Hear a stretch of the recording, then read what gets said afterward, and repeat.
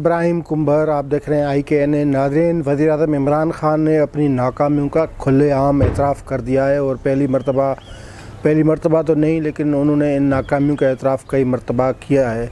लेकिन पहली मरतबा उन्होंने कहा है कि यार ये हुकूमत बग़ैर तैयारी के किसी को नहीं देनी चाहिए। तो सवाल ये है कि आपको नहीं लेनी चाहिए थी ना, आपको डिमांड नहीं करनी चाहिए थी ना। आपको 2014 से जो धरने लगा के इधर पार्लियामेंट को तोड़ने, हमला करने, नवाज़ शरीफ को हटाने, वो मशक नहीं करनी चाहिए।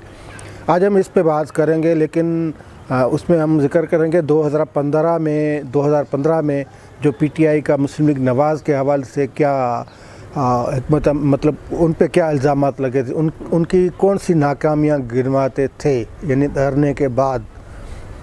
इस सब पे हम बात करेंगे। और वज़ीर आज़म ने जो इजलास किया वज़रा से, उनमें वज़ीर आज़म ने को क्या करना था, क्या नहीं किया, तो इस पे आज हम बात करेंगे। लेकिन इससे पहले जिन दोस्तों ने हमारे चैनल को सब्सक्राइब नहीं किया वो सब्सक्राइब करें, बेल आइकन को क्लिक करें ताकि उनको अपडेट्स और हमारी जो तजज़िये हैं वो बर वक्त मिलते रहें।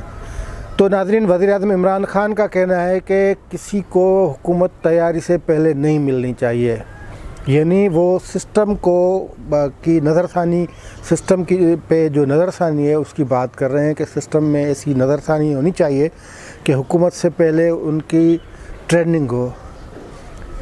वो उनकी क्या कहते हैं शेर है ना, उनकी सादगी पे मरने को दिल चाहता है, इस तरह का कोई शेर है, मुझे अभी याद नहीं है।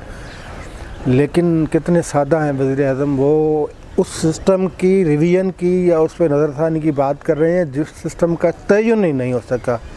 यही तो पाकिस्तान का सबसे बड़ा अलमिया है कि इन 73 सालों में ये तय नहीं हो सका कि हमें कहाँ जाना है। हमें पार्लियामेंट्री डेमोक्रेसी की तरफ जाना है, हमें सदारती निज़ाम की तरफ जाना है, हमें मिलिट्री हुकूमत की तरफ जाना है, मुतक़ल इनान जो आते हैं उस तरफ जाना है, हमें जो कंट्रोल डेमोक्रेसी की तरफ जाना है, हमें हकीकी डेमोक्रेसी की तरफ जाना है। ये 73 सालों में हम मुख्तलिफ़ तजर्बात कर रहे हैं और इस तरह के जो वज़ीर आज़म आते हैं जिन पर फिर सिलेक्टेड की छाप पड़ जाती है, ये उन मुक़्तदर क़ुव्वतों का कांधा बन जाते हैं, उनकी अपनी पुश्त, उनकी तफ़की के लिए वो पेश कर देते हैं। तो सिस्टम की रिवीजन तो नहीं हो सकती ना। पहले तो वज़ीर आज़म ख़ुद क्लियर नहीं है वो सिस्टम कौन सा चाहते हैं। पहली मरतबा वज़ीर आज़म इमरान ख़ान की जो मुंह से हमने बात सुनी कि ये पार्लियामेंट अक्कास होती है आवाम की, उनके मुंतखब नुमाइंदों की, आवाम के मसाइल की। वरना तो ये स्पीकर असद कैसर साहब से मुलाकात में उन्होंने ये बात की और मुझे बड़ी सुन के खुशी भी हुई कि वज़ीर आज़म पार्लियामेंट को तस्लीम कर रहे हैं। वैसे तो उन्होंने पार्लियामेंट को पहले भी हमने कहा है इन प्रोग्राम में, तो उन्होंने मफलूज बना के, गैर फ़ाल बना के, एक लांझा सा जिसको कहते हैं, ऐसे माजूर से बना के रखा है। ना उसमें कोई पॉलिसी आती है, ना उसका कोई डिसीजन होता है, ना उसमें कानून साज़ी होती है। कानून साज़ी अगर करनी हो तो बिल्कुल वो ऊपर से जब उनको प्रेशर पड़ता है फिर कंबाइन इजलास दोनों ऐवानों के बुला के वो अपनी मनपसंद करते हैं। और अपोजिशन जब कानून साज़ी की बात करती है, वो तरामीम करती है, तो फिर वो कच्चा चिट्ठा खोल के बैठ जाते हैं कि ये अपोजिशन ने NRO मांगा, ये मांगा।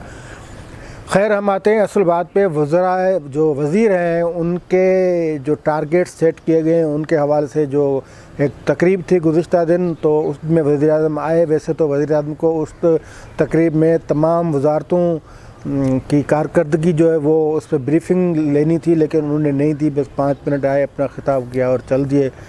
तो लेकिन 2.5 सालों में जो इन वज़ारतों की कारकर्दगी, हम तो पहले दिन से सुन रहे हैं ना कि वज़ीर आज़म ने वज़रा के लिए वो कर दिया, टारगेट दे दिया है वज़रा को, उनकी कारकर्दगी बेहतर कराने के लिए टास्क दे दिया, वज़ीर आज़म ने फ़लाँ टास्क फोर्स कायम कर दिया है। ये हम सुनते आ रहे हैं 2.25 साल, 2.5 सालों से। लेकिन कल वज़ीर आज़म ने कहा कि भाई कोई गुजारा नहीं है, हमें तो 6 माह तक तो समझ नहीं लगी, 8 माह तक तो हमें फिगर्स नहीं दिए गए। ठीक है, उनका बेचारे का कसूर भी कोई नहीं है, होमवर्क तो उनका था ही नहीं। ऐसे ही बस प्लानिंग ये थी कि इनको साहब को लाना है तो इधर देखा यार, ये तो इधर काम, वो समझते थे कि बस हॉस्पिटल है, ये कैंसर हॉस्पिटल है, नमल यूनिवर्सिटी है, इस तरह चलाएंगे, एक टीम है, कप्तान जो कहेगा इस तरह बस کھلاڑی ہو، ایک ادھر کھڑا ہو جائے گا، ادھر یہ اوکھا کام ہے. اسی لیے تو میاں نواز شریف کہتے تھے نا کہ یہ کانٹوں کی سیج ہے یہ حکومت، اور ایسی پاکستان کی حکومت جس کا رخ ہی ان کا تعین نہیں ہوا. تو پہلے سسٹم کو ریوائز کرنے کے بعد کی بات کرنے سے پہلے اس بات کا تعین ہونا چاہیے کہ سسٹم کون سا لانا ہے، کس سسٹم کو چلانا ہے اور کون چلائے گا. آئین تو منتخب نمائندوں کے ذریعے حکومت چلانے کی بات کرتا ہے، لیکن یہ پورا سسٹم کون چلاتا ہے پہلے تو وزیر اعظم وہ بات بتائیں عوام کو. اچھا، پھر ناکامیوں کی جب بات آتی ہے تو 2015 میں دسمبر 2015 تھی. چودھری سرور پنجاب تحریک انصاف کے آرگنائزر تھے. انہوں نے 25 ناکامیاں مسلم لیگ نواز کی گنوائیں. ان میں جو عام ناکامیاں تھیں، کرپشن کو روک نہیں سکنا، امن امان کی بحال نہیں کر سکنا، ہیلتھ کا نظام درست نہیں کر سکنا، تعلیم کا نظام درست نہیں کرنا، پھر کشکول نہیں توڑ سکنا، اس کے علاوہ تھانہ کلچر کو ختم نہیں کر سکنا. یہ اس طرح کی کوئی 25 جو ہے نا وہ برائیاں گنائی تھی چودھری سرور نے. اب ہم اس سسٹم میں آ کے دیکھیں تو پھر ہیلتھ کہاں ہے آپ کی ایجوکیشن کہاں ہے، آپ کے قرضے جو وہ چڑھتے جا رہے ہیں، آپ کی معیشت کا وہ زمین دوز ہو گئی ہے، آپ کی فارن پالیسی آئسولیشن کا شکار ہو گئی ہے، آپ کے پورا سسٹم.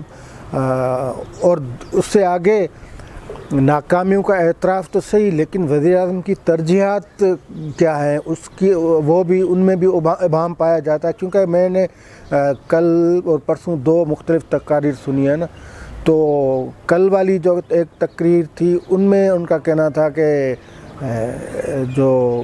پرسوں والی تقریر تھی ان میں انہیں کہنا تھا پاکستان کا سب سے بڑا چیلنج جو ہے وہ ماحولیات ہے، ماحولیات آلودہ ہو گئی ہے، ماحولیات کو صاف کرنا ہے. اور کل والی تقریر میں تھا کہ سب سے بڑا چیلنج انرجی ہے. پاکستان میں سب سے بڑا چیلنج اس کے معاشی ڈھانچہ ہے، معاشی سسٹم ہے، جس میں بغیر حساب کتاب کے جو آپ کے پیسے ادھر ادھر ہو جاتے ہیں وہ ہے آپ کے بڑا چیلنج. فارن ریلیشنز ہیں جو آپ آئسولیشن کا شکار ہو گئے ہیں.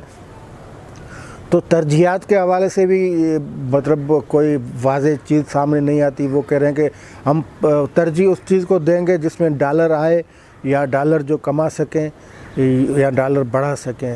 تو اس میں پتہ نہیں کہ پہلے ترجیحات کا ایشو ہے، سسٹم کا ایشو ہے. اسد عمر نے گزشتہ سال کہا تھا کہ 3 فیلیور ہیں پی ٹی آئی کے. انہوں نے آن دا ریکارڈ کہا تھا کہ انٹرویو میں کہا تھا، ایک تھا کہ میڈیا سے الجھنا، دوسرا ان کا کہنا تھا کہ یہ جو کنٹرول پرائس میکانزم مہنگائی پہ کنٹرول نہ کر سکنا، تیسرا بھی انہوں نے کوئی بتایا تھا. اب اگر ہم ایک ایک کر کے دیکھیں اس حکومت کی ناکامیوں کا تو 2.5 سال میں تو فقط ناکامیوں کا اعتراف ہوا ہے. تو 2.5 سالوں میں ہم دیکھ رہے ہیں کوئی سامنے نہ کوئی پروجیکٹ، نہ منصوبہ، نہ کوئی پالیسی، نہ کوئی ویژن، کوئی چیز نہیں ہے. اور یہ یہاں ترجمان آ کے بیٹھ جاتے ہیں کہ عمران خان صاحب کا یہ ویژن ہے، یوں کر دیں گے. کچھ نہیں بھائی، انہوں نے خود کہا ہے کہ ہم ناکام ہو گئے ہیں، ناکامی کا ہم اعتراف کرتے ہیں، آئندہ گنجائش نہیں، ناکامی نہیں. تو آپ کے پاس ٹیم ہی نہیں ہے نا. آپ جس ٹیم پہ آپ ناکامی کا اعتراف کر چکے ہیں وہی ٹیم آپ کو 2.5 سالوں میں کچھ نہیں دے سکتی. یہ تو ہوتے ہیں 100 دنوں میں آپ نے جو دینا تھا، 100 دنوں میں آپ نے کیا دینا تھا اس ملک کو، وہ 2.5 سال میں بھی وہی 100 دنوں والا ٹارگٹ پورا نہیں ہوا. تو ناکامی آپ کا مقدر ہی ہے میرے خیال میں. تو اب یہ اعتراف سے کام نہیں چلے گا. یا تو آپ آنے والے جو 60-50 دن ہیں اس میں کچھ کر کے دکھائیں، ورنہ یہ رونا تو نہ روئے نا. آپ کے پاس تمام اداروں کی حمایت آپ کو حاصل ہے، تمام اداروں کی حمایت، اور بلکہ انہوں نے آپ سے بڑھ کر وہ کارکردگی دکھائی آپ کے لیے، آپ کو کامیاب کرنے کے لیے، کہ آپ نے تو اپنی ناکامی ان کے کھاتے میں ڈال دی. اب تو لوگ کہیں گے نا آپ کو کون لے کے آیا ادھر، آپ تو ناکام ہیں ہی ہیں، وہ بھی ناکام ہو چکے ہیں. تو یہ وزیر اعظم کی ناکامی کا یہ عالم ہے. اب مل کر دعائی کر سکتے ہیں. ویسے انہوں نے اگر 2.5 سال اور بھی رہنا ہے نا تو یہ صورتحال بھی نہیں ہوگی، اس سے بھی ورسٹ ہوگی. اس لیے امید کی کرن کوئی ہمیں نظر نہیں آتی. آج کے لیے اتنا ہی. خدا حافظ.